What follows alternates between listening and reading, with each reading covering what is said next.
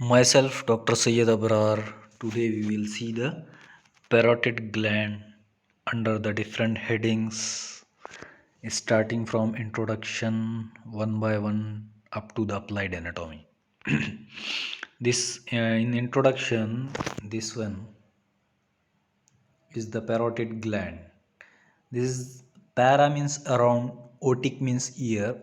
This is the largest serous salivary gland or lobulated yellowish brown gland. It weighs about 15 to 25 gram. It is situated below the external acoustic meatus and zygomatic arch.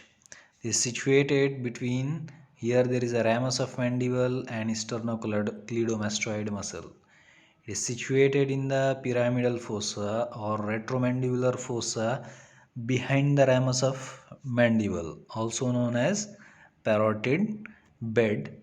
There is an anterior extension of this gland just above the parotid duct, that is known as accessory parotid.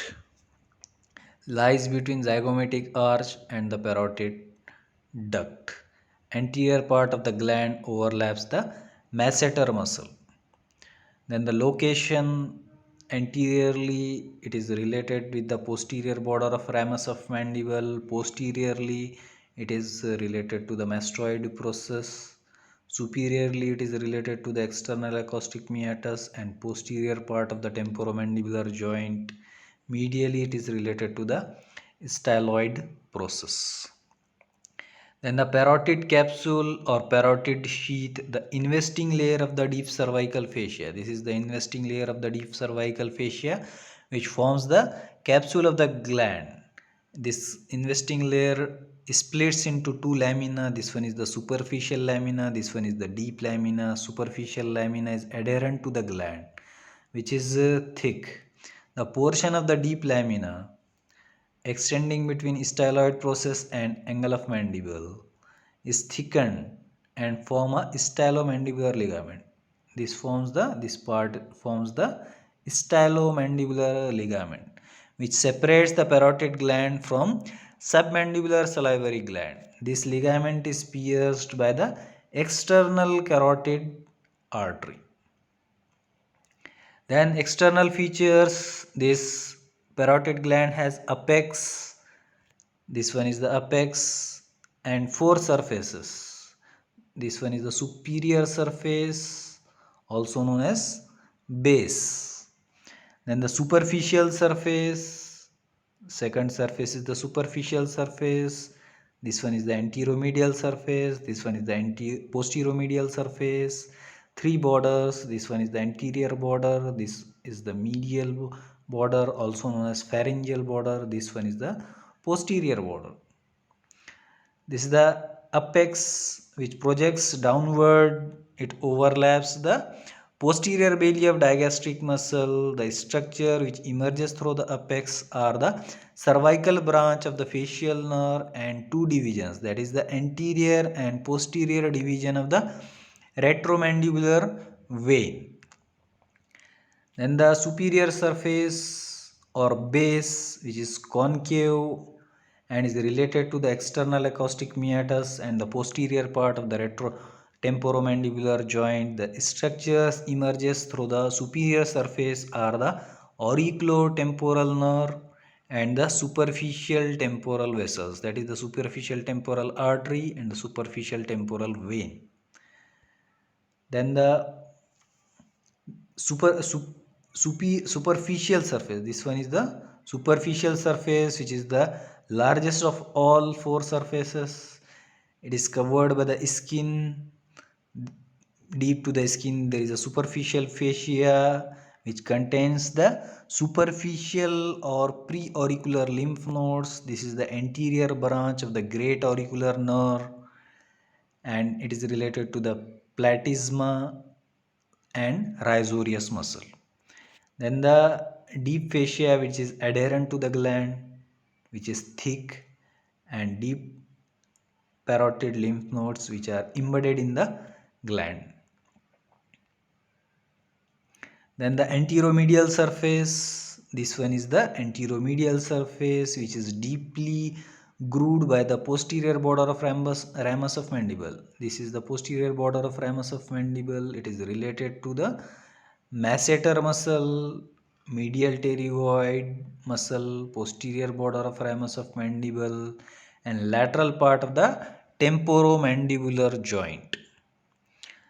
The branch of the facial nerve, these are the branches of the facial nerve which emerges through the anteromedial surface.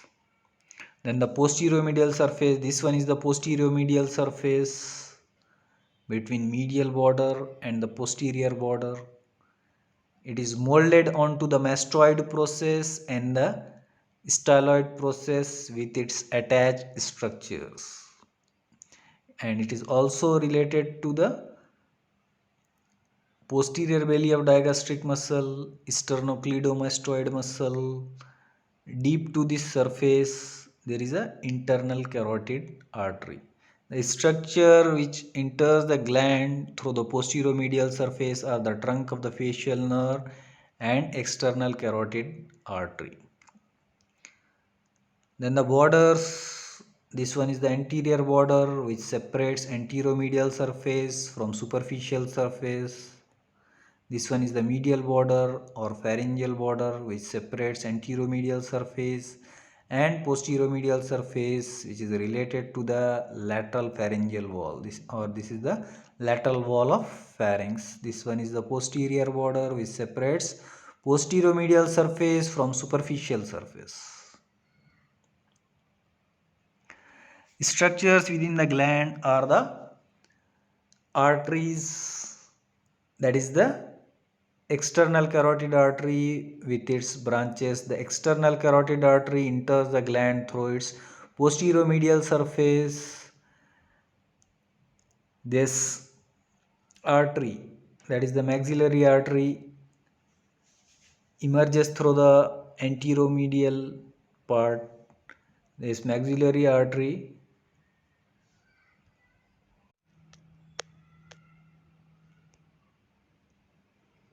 this superficial temporal artery gives transverse facial artery which emerges through the anterior part of the superior surface. Structure within the gland are the another structure is the retromandibular vein, which is formed by the union of superficial temporal vein with the maxillary vein. Within the gland, this retromandibular vein divides into anterior and posterior division which emerges through the apex of the gland. Next structure within the gland is the facial nerve. Facial nerve enters or exit through the through the cranial cavity through the stylomastoid foramen, enters the gland through its posteromedial surface. It divides into two parts. This one is the temporofacial nerve, this lower one is the cervicofacial nerve. This temporofacial nerve again divide into temporal and zygomatic branch. This cervicofacial nerve divide into buccal, marginal mandibular and cervical branch. This buccal is again divided into upper and lower buccal branches. These 5 to 6 branches of the facial nerve radiate like a goose foot which supply the respective muscles of the facial expression. This pattern of branching is known as pes anserinus. Another structure within the parotid gland are the parotid lymph nodes. There are the accessory process of the parotid gland. This one is the first accessory process, that is known as facial process, which is along the parotid duct. Another accessory process are the pterygoid process, glenoid process and post-styloid process. This one is the Patty's fascio-venous plane. This one is the superficial part of the gland. This one is the deep part of the gland, which both are connected by the isthmus, and this facial nerve divides along the isthmus. This plane is known as Patty's fascio-venous plane. Then the parotid duct or Stensen's duct, this one is the parotid duct which is 5 centimeter long. It arises from the anterior border in the middle up to the vestibule of the mouth opposite to the crown of second upper molar tooth. It is directed forward slightly downward along the masseter muscle. Blood supply, the parotid gland is supplied by the external carotid artery and its branches. Veins drain into external jugular vein and internal jugular vein. Nerve supply first is by the parasympathetic, or which are the secretomotor nerve. They reach to the auriculotemporal nerve and supply the gland. First, the preganglionic fiber begins in the inferior salivatory nucleus in the medulla, pass through the glossopharyngeal nerve through its tympanic branch, then to the tympanic plexus and to the lesser petrosal nerve. They relay in the otic ganglion. The postganglionic fibers from the otic ganglion comes as auriculotemporal nerve and supplies the gland. This is the parasympathetic or secretomotor nerve supply of the parotid gland. Another is the sympathetic supply, which are vasomotor derived from the plexus around the middle meningeal artery. Last is the sensory supply by the auriculotemporal nerve and the great auricular nerve, root values C2, C3. Then the lymphatic drainage first drain into superficial and deep parotid lymph node, finally drains into the deep cervical lymph nodes. Then the lastly is the applied anatomy or clinical anatomy. The infection of the parotid gland is known as mumps, that is caused by the paramyxovirus. Maybe this question may become as MCQ. The parotid swelling are very painful as the parotid gland or parotid fascia is adherent to the gland. Mixed parotid tumor which are painless tumor. Than the parotid calculi. Parotid calculi may get formed within the parotid gland or Stensen's duct. It is detected or located by injecting the radiopaque dye through its opening in the vestibule of the mouth. The procedure is known as xylogram. Then the Fraze syndrome or auriculotemporal syndrome or auriculotemporal nerve syndrome. Parotidectomy is the removal of the parotid gland. After this operation, sometimes there may be regeneration of the secretomotor fibers within the gland or within the auriculotemporal nerve which joins the great auricular nerve. This causes stimulation of the sweat gland and hyperemia in the area of distribution, which produces redness and sweating in the area supplied by the nerve. This is known as Fraze syndrome or auriculotemporal nerve syndrome. Whenever such person chews, there is an increased sweating in the region supplied by auriculotemporal nerve.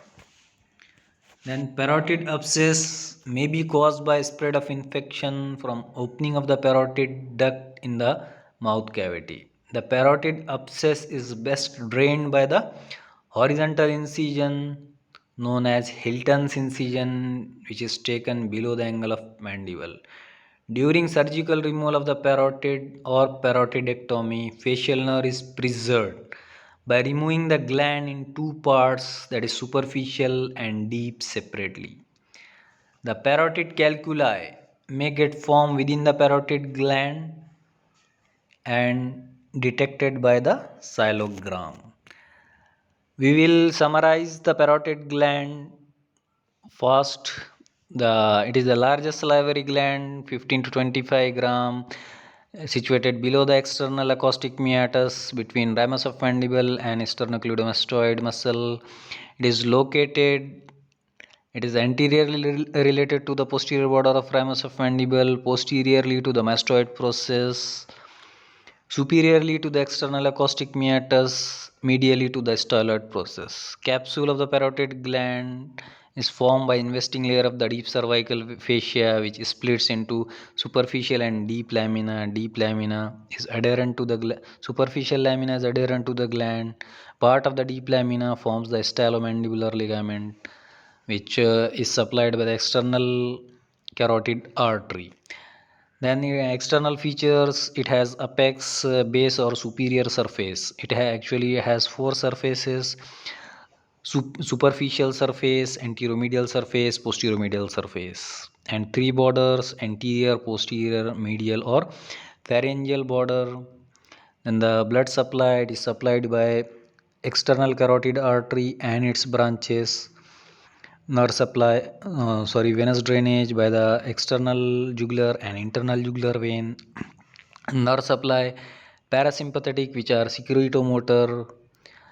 The preganglionic fibers begin in the inferior salivatory nucleus in the medulla through the glossopharyngeal nerve, its tympanic branch, tympanic plexus, lesser petrosal nerve. They relay in the otic ganglion. From the otic ganglion, postganglionic fibers arise, pass to the auriculotemporal nerve, supply the gland, and which produces the secretions in the mouth. Sympathetic nerves are the vasomotor derived from middle meningeal plexus around the middle meningeal artery.